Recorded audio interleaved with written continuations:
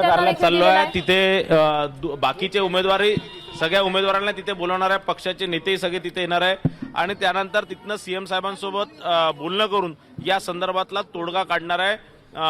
याच्यात बाकी सगळ्या कार्यकर्त्यांच्या भावना, दोन्ही भागातील अभ्यंगनगर आणि त्या भागातील कार्यकर्त्यांच्या भावना, हजारीपाडच्या कार्यकर्त्यांच्या भावना हे सीएम साहेबांना सांगणार आहे। आज जे झालेल्या सगळ्या गोष्टी, कार्यकर्त्यांचं मत सगळं सीएम साहेबांसोबत बोलून मग यामध्ये मुख्यमंत्री साहेबच याच्यात शेवटचा निर्णय देणार आहे। भाऊ, इतका आक्रोश होते आहे, कशी तुम्ही हे सगळी भावना समजून सांगणार आहे का? कुठल्याही परिस्थितीत जर दुसरा उमेदवार दिला तर आम्ही मतदान करू देणार नाही, असंही जे आहे ते म्हणत आहे? नाही, असं काही हे नाही। या भावना आज ठीक आहे, शेवटचा दिवस आहे, कार्यकर्त्यांच्या भावना तीव्र आहे, पण हे कार्यकर्ता हे सगळे भारतीय जनता पार्टीचे सच्चे कार्यकर्ते हो। मनोनीत नगरसेवक द्याल का त्यांना कार्यकर्त्यांच्या पाहून? नाही, आता काही निर्णय असा झालेला नाही की त्यांना तिकीट देणार की नाही देणार।